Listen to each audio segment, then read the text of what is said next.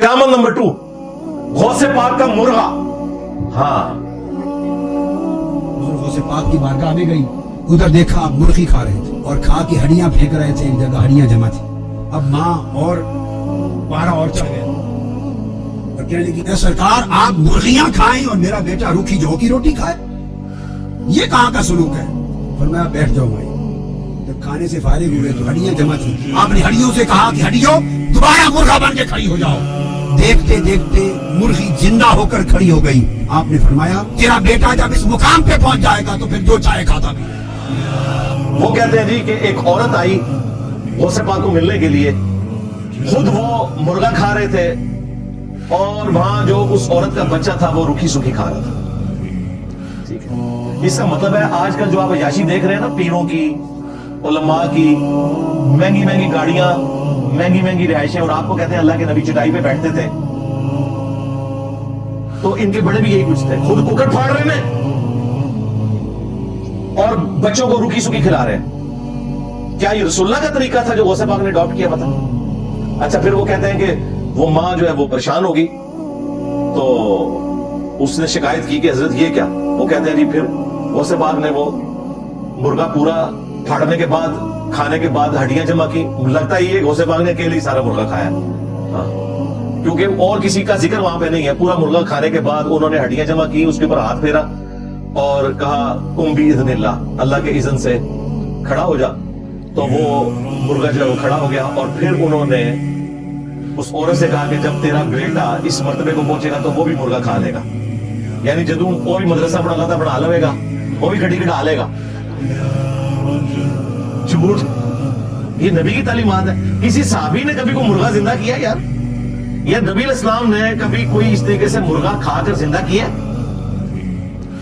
और क्या ये नबी का तरीका है कि तुम लोग खुद जो है महंगी महंगी ग़िज़ाएं खाओ और अपने सब ऑर्डिनेट्स को रूखी सूखी खिलाओ? हम आपको बताते हैं हमारे नबी का तरीका क्या है। बुखारी और मुस्लिम दोनों में हदीस है। जाबिर बिन अब्दुल्लाह रज़ियल्लाहु ताला अन्हु कहते हैं, ग़ज़वे खंदक का मौका था, तो हम खंदक खोद रहे थे, एक चट्टान इतनी मजबूत आई कि वो टूटती नहीं थी। तो हमने नबी इस्लाम को जाके शिकायत की कि या रसूलल्लाह, चट्टान नहीं टूट रही। आप अलैहिस्सलाम तशरीफ लाए, आप अलैहिस्सलाम ने कुदाल उठाया और कहते हैं कि एक ज़रब लगाई और वो सारी की सारी चट्टान जो है बिल्कुल रेत की तरह बैठ गई। नबी इस्लाम का मौजज़ा ज़ाहिर हुआ। और वो कहते हैं कि जब नबी इस्लाम ने कुदाल उठाई तो आप कि पेट मुबारक से वो चादर हट गई, तो हमने देखा आपने पत्थर बांधे हुए हैं फाके की वजह से। तो साहबे कराम ने कहा, या रसूलल्लाह, तो आपने फरमाया कि 3 दिन से मैंने कोई चीज नहीं खाई। तुम्हारे गौसे पाक मुर्गे फाड़ते हैं और मुरीदों को रूखी सूखी खिलाते हैं। हमारा नबी वो है कि वो साहबा के साथ खुद भी फाके पर है। ये फ्रॉड छोड़ दो कि ये कहीं दीन तज़व्वुफ़ के मानने वाले नबी के तरीके पे थे। इन्होंने कभी नबी के तरीके पढ़े ही नहीं, अमल कहां से करते थे? अच्छा, जाबिर बिन अब्दुल्लाह ने जब ये हालत देखी तो वो फौरन अपनी बीवी के पास आए और कहा कि कोई अनाज वगैरह है? तो उन्होंने कहा कि एक सा रखी हुई है गंदम या आटा। एक सा समझ ले तकरीबन 3 किलो आज का बनता है, पौने 3 किलो। तो 3 किलो में कितने लोग खाना खा सकते थे? और एक छोटा सा बकरी का एक बच्चा है, उसको मैं ज़बह कर लेती हूँ, तो तुम नबी इस्लाम के कानों में जाके कह देना कि या रसूलल्लाह, आज आपकी हमारे यहां दावत है, आपने 3 दिन से कुछ नहीं खाया। गौसे पाक तो अकेले मुर्गे फाड़ रहे हैं। अब मैं इसका मजाक इसलिए उड़ाऊंगा कि ये खुद डॉक्टर तैयब कादरी ने करामत बना के पेश की है। आप ना कहना कि किताबें बदल गई हैं। हाँ, बिल्कुल ऐसे ही किया होगा। और अगर गौसे पाक का ये हाल है तो बाकी पाबंद शाही कोई नहीं, क्योंकि जाहिर है सबसे बड़ा इन्होंने उनको क्लेम किया। जाबिर बिन अब्दुल्लाह ने कान में आके हुजूर को सरगोशी की, या रसूलल्लाह, 2-4 बंदे लेके अपने साथ आ गए, मैंने इतना सा खाना बनाया। लेकिन वो अल्लाह के नबी थे, गौसे पाक तो नहीं थे। नबी इस्लाम ने उसी टाइम अनाउंसमेंट की कि आज सब लोग जाबिर बिन अब्दुल्लाह के घर जाएंगे, हमारी दावत है। अब जाबिर बिन अब्दुल्लाह परेशान हो गए कि मैं खाना तो जो है वो 8-10 बंदों का है। तो नबी इस्लाम ने उसी वक्त फरमाया कि जाबिर, मेरे आने तक तुमने हड्डियां को चूल्हे से नहीं उतारना और रोटियां पकानी नहीं शुरू करनी, सिर्फ आटा गूंद के रखना है। नबी इस्लाम तशरीफ लाए, आपने दुआ फरमाई, अपना लुआबे दहन मुबारक उस हड्डिया में डाला और आटे में डाला और फरमाया कि तुमने इस हड्डिया में से बस सालम निकालते रहना है اور یہ جو آٹا ہے اس کے اوپر سے کپڑا نہیں ہٹانا, اس میں سے آٹا نکال کے روٹیاں پکاتے رہنا ہے. سرکار 10 بندوں کا کھانا تھا, 100 بندوں نے نہیں کھایا, 1000 صحابہ نے وہ اتنا سا کھانا کھایا. اور جابر بن عبداللہ کہتے ہیں کہ جب نبی صلی اللہ علیہ وسلم واپس تشریف لے گئے, ہم نے جب ہنڈیاں ہٹا کے دیکھی اتنی تھی جتنی کہ پکائی گئی تھی, اور آٹا بھی اتنا ہی تھا جتنا کہ ہم نے گوندا تھا. وہ جابر بن عبداللہ نے رسول اللہ کو نہیں کھلایا, اللہ نے اپنے نبی کے ذریعے صحابہ کرام کو کھلایا تھا. اور تمہارا منہ سے پاک مرغے پاڑتا ہے. اب فیصلہ کر لیں کہ آپ نے دین تصوف پہ چلنا ہے یا دین محمدی پہ چلنا ہے صلی اللہ علیہ وآلہ وسلم. کرامت نمبر 3, یہ بھی ڈاکٹر طیب القادری صاحب نے ویڈیو میں بیان کیا ہے. وہ کہتے ہیں کہ جی غوث پاک کا ایک مرید حاضر ہوا کہ حضرت کل آپ نے افطار ہمارے ساتھ کرنا ہے. سیدنا غوث العظم رضی اللہ تعالیٰ عنہ کی کرامات میں سے ایک بات معروف ہے. آپ کی سمانے سیرت اور کرامات کی کتب میں جس میں مثالی کی بات ہے کہ ایک شخص آپ کی خدمت میں آیا, عرض کیا حضرت آج روزہ ہے, افطاری میرے گھر کیجیے. آپ نے قبول فرمایا. افطاری حضور آج افطاری کے وقت مجھے میزبانی کا شرف نے قبول فرما لیا. تھوڑی دیر بعد ایک اور شخص آیا, آج کہ حضور آج میزبانی کا موقع مجھے دیں, افطاری میرے گھر کیجیے. فرمایا اچھا تیرے گھر کرو. تھوڑی دیر بعد تیسرا آدمی آیا, آج کہ حضور آج مجھے موقع دے میزبانی کا قبول فرما لیا. یک ایک بعد دیگر 40 آدمی اس دن افطاری کی دعوت دینے آئے اور 40 کے 40 سے وعدہ فرمایا. حاضرین جو مجلس کے حیران ہوئے. اگلے دن جو حاضر دعوت دینے والا میزبان تھا, ہر کوئی فخر کرتا, خوشی کا اظہار کرتا وہ آیا اور اپنی مجلس میں بیٹھے ہوئے ساتھیوں سے کہنے لگا اللہ کا بڑا فضل ہوا, کل سرکار میرے گھر تھا, کل میں حضور کا میزبان ہوں, کل مجھے خدمت کا موقع دیا تھا. دوسرا آیا کہے کل حضور نے افطاری میرے گھر کی, تیسرا کہے کل حضرت نے افطاری میرے گھر کی. 40 کے 40 یہ کہہ رہے ہیں اور صاحبزادگان فرماتے ہیں کہ افطاری تو اپنے ہی گھر کی تھی,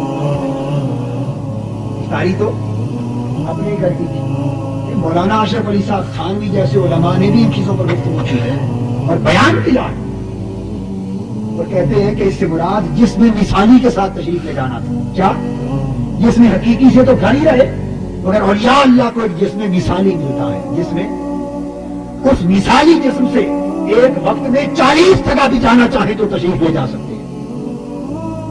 شرف میزبانی ہے, 40 کو عطا کر سکتے ہیں. ارے ملک الموت ہے, ایک وقت میں چاہے تو 1,00,000 گھروں کا مہمان. تو انہوں نے دعوت قبول کر لی. تھوڑی دیر بعد ایک اور مرید آیا, اس کی بھی دعوت قبول کر لی. کہتے ہیں 40 مریدوں نے آ کے ایک مجلس میں الگ الگ دعوت دی, ایک ہی روزے کی افطاری. سرکار 40 روزے دی نہیں, روزے 3 ہوتے ہیں, ایک ہی روزے کی, کل کی افطاری, کل کی افطاری. اور کہتے ہیں وہ 40 گھروں میں افطار انہوں نے کیا بھی. ظاہر ہے جو بندہ پورا پورا مرغا کھا جاتا ہے تو 40 گھروں کی افطاری تو کھائے گا, اور ایک وقت میں افطاری کی.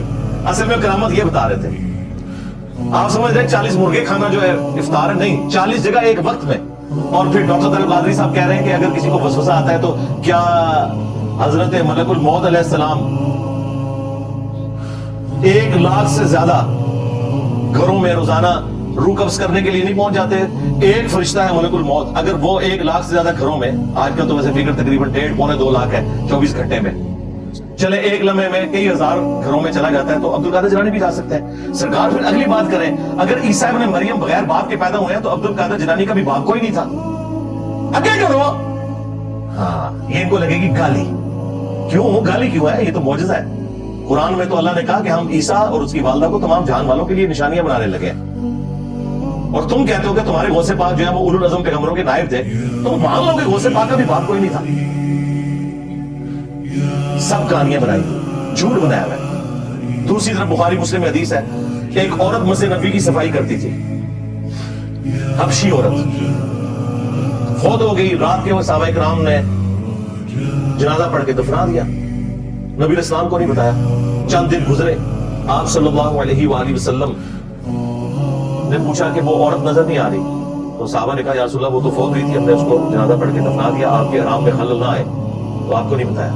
آپ نے فرمایا مجھے تم نے کیوں نہیں بتایا, اب مجھے اس کی قبر پر لے جاؤ. نبی علیہ السلام اس کی قبر پہ گئے, جنازہ پڑھا, واپسی پر پلٹتے ہوئے آپ نے فرمایا یہ قبریں अंधेरों में डूबी हुई थी, मेरे जनाजा पढ़ने की बरकत से अल्लाह ने इन कब्रों को नूर से भर दिया। यकीनन वो अहले ईमान की कब्रें थी, क्योंकि काफिर की कब्र नूर से नहीं भर सकती नबी के जनाजा पढ़ने से। सूरह तौबा में लिखा है कि आप 70 दफा भी मगफरत करें, हम मगफरत नहीं करेंगे। और अब से आपने ना किसी मुनाफिक की कब्र पे खड़े होना है, ना उसके लिए दुआ करनी है। रसूलुल्लाह की दुआ से मुनाफिक को, काफिर को नफा इस हवाले से नहीं पहुंच सकता कि उसकी कब्र नूर से भर जाए।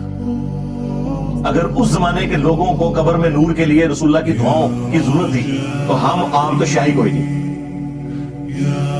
अब मुझे बताएं, नबी इस्लाम ने रूहानी तौर पर जाकर वो जनाजा क्यों नहीं पढ़ लिया था? साहबे कराम ने आपको बताया कि फौत हो गई थी, वरना तो नबी इस्लाम अगर गौसे पाक 40 जगह पे इफ्तार कर सकते हैं, तो नबी इस्लाम क्या 2 जगह पे नहीं हो सकते एक वक्त में?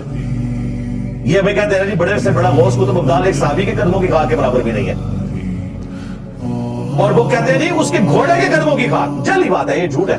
कोई भी अहले ईमान किसी साहबी के घोड़े के कदमों की खाक के बराबर नहीं है। साहबे कराम भी इस बात को पूरा मनाएंगे कि जानवर के नीचे करो, जानवर तो काफिर होते हैं। उलाइका कल अनआम बल हुम अदल। अहले ईमान तो जानवर नहीं है। अहले ईमान की हुर्मत तो काबे से बढ़कर है। जामे तिर्मिज़ी में, सुनन इब्न माजा में हदीस मौजूद है। ये तुम्हें मुबारक हो। फिर उसमें भी वो कहते हैं हजरत मुआविया के घोड़े के कदमों की खाक। जब कोई फजीलत नहीं मिली है, ये बीच में से चीज दाखिल कर दी। शिया ने भी अपना एक घोड़ा निकाला था, सुन्नियों ने हजरत मुआविया के नाम के ऊपर एक घोड़ा निकाल दिया। अमीर मुआविया ने जो हुजूर की हिमायत में घोड़ा दौड़ाया ना, उस घोड़े के नाक में जो मट्टी दाखिल हुई ना, उमर बिन अब्दुल अजीज तो उसका मुकाबला भी नहीं कर सकता। चली बात है। तो नबी सल्लल्लाहु अलैहि वसल्लम के हवाले से जब हम ये बात करते हैं ना कि मेरे नबी सा है ही कोई नहीं, तेरे बाबे थे शाही कोई नहीं, तो ये तो बड़ा जबरदस्त नारा है। तुम तो कहते हो सहाबी के घोड़े के कदमों की खाक जैसा कोई नहीं, गौस कुतुब अब्दाल थे शाही कोई नहीं। हम तो कहते हैं नबी के जैसा है ही कोई नहीं, तेरे बाबे थे शाही कोई नहीं। कहते हैं साबित करो, साबित करते हैं, लो सामो। तो ये जाली चीजें इन्होंने मशहूर की हुई थी। इसी तरीके से सही मुस्लिम में हदीस है, बनु सलमा जो है वो मस्जिद नबी शरीफ के करीब शिफ्ट हो रहे थे। एक चौराहे पर नबी इस्लाम से मुलाकात हुई। आपने फरमाया कि तुम अपने उसी गांव में रहो, जितने कदम तुम चल के आते हो अल्लाह ताला के हुजूर उतनी नेकियां लिखी जाती हैं। उन्होंने कहा या रसूलल्लाह, इतनी दूर से आते हैं, हमें नमाज में तरद्दुद होता है, ज़ाहिर है लेट हो जाते हैं बाज़ औक़ात। तो आपने फरमाया जितने कदम चल के आते हो तुम्हें सवाब मिलता है। तो वो दोबारा से अपने गांव में शिफ्ट हो गए। नबी इस्लाम ने उन्हें ये मशवरा नहीं दिया कि गौस कुतुब अब्दाल तो उड़ के पहुंचा करेंगे मक्के और मदीने, तुम उड़ के मस्जिद नबी में आ जाया करो। उस टाइम कोई नहीं उड़ता था, सब झूठ है, ना बाद में कोई उड़ा है। ये सारे फ्रॉडी हैं, झूठ बोलते रहे।